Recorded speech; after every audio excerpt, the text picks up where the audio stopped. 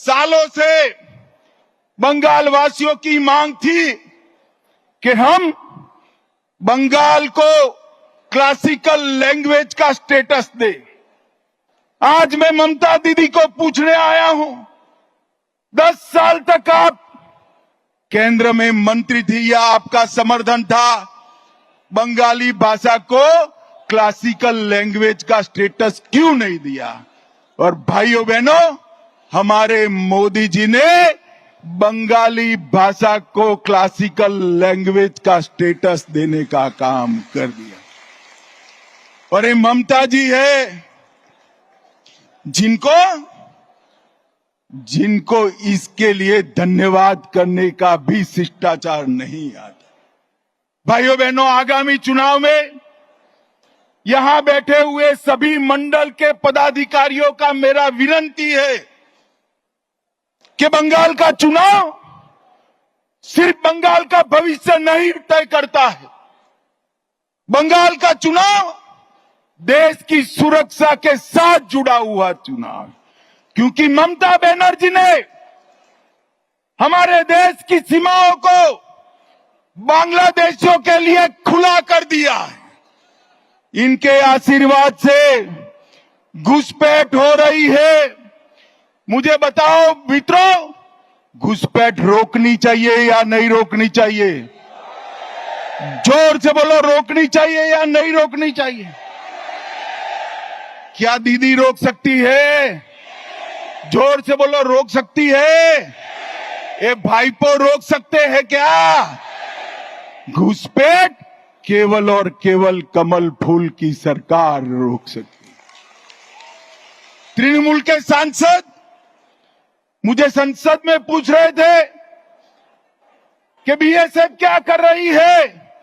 अरे ममता दीदी, हमने आपसे भूमि मांगी है, पूरी भूमि दे दो, बाढ़ को समाप्त हो जाने दो, एक परिंदा भी पैर नहीं मार पाएगा, परिंदा भी पैर नहीं। आप जानबूझकर बॉर्डर पर भूमि नहीं देते हो क्योंकि घुसपैठ चलती रहे, आपकी वोट बैंक बढ़ती रहे और आपके बाद आपका भतीजा भी मुख्यमंत्री बनता रहे। भाइयों बहनों, ये होने वाला नहीं। ममता दीदी को मैं भारतीय जनता पार्टी का ग्राफ बताने आया हूं। 17 के चुनाव के बाद हमने तैयारी की, 19 की लोकसभा में हमें सफलता मिली, 21 की विधानसभा में 77 सीटें मिली और 24 की लोकसभा में 97 सीटों पर भारतीय जनता पार्टी का लीड रहा, 97 विधानसभा सीटों पर और 143 सीटों पर 40% से ज्यादा मेरे कार्यकर्ताओं के परिश्रम के कारण वोट मिले हैं। मैं आज ये नरेंद्र मोदी की सेना जो मेरे सामने बैठी है, भारतीय जनता पार्टी का कार्यकर्ता बैठा है, उसको मैं बताने आया हूं कि थोड़ा फासला बाकी है। आप 40% तो क्रॉस कर गए हो, 4-5% आगे बढ़ना है, 4-5।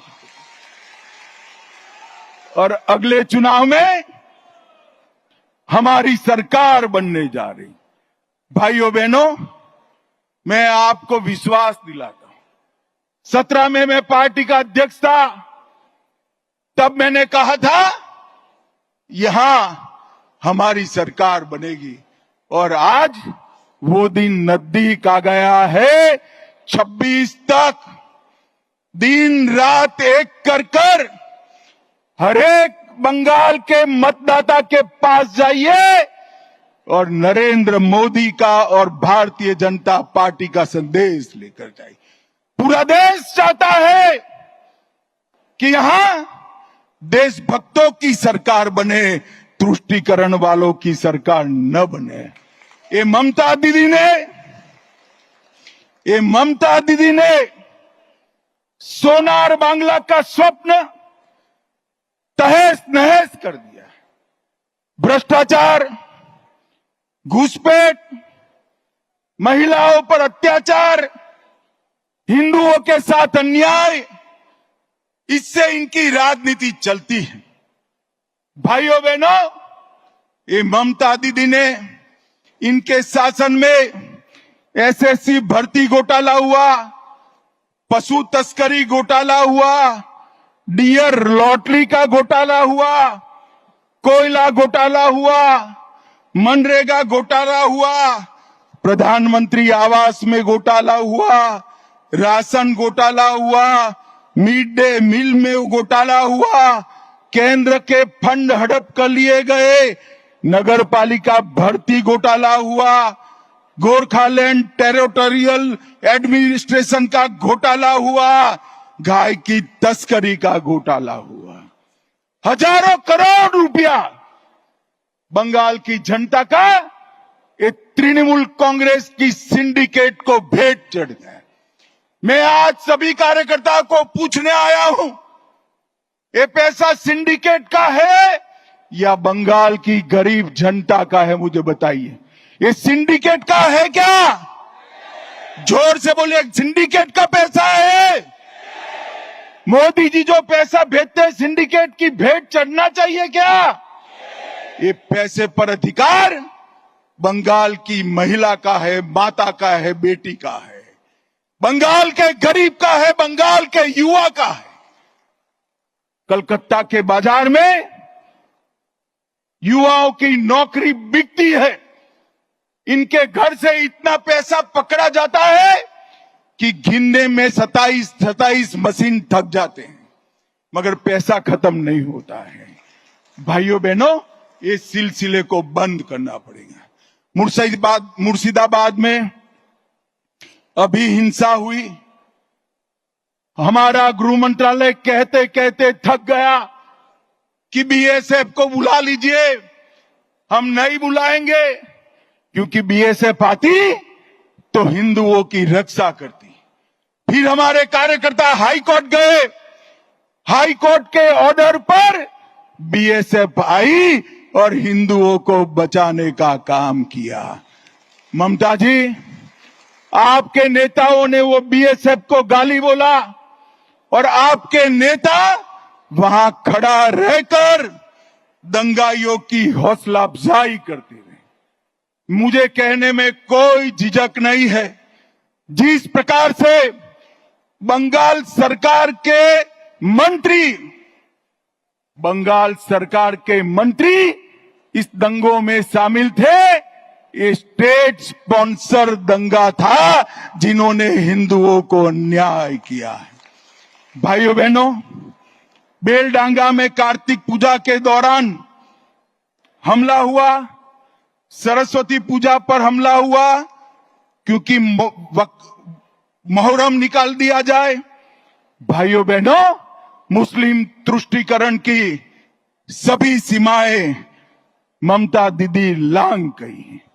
मुझे बताओ भाइयों बहनों, मन से बताना, मोदी जी जो वक्फ का कानून लाए हैं वो अच्छा है या नहीं है?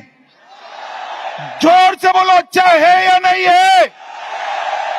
बंगाल की जमीन, बंगाल की सरकार की जमीन वक्फ की भेंट चढ़नी चाहिए क्या?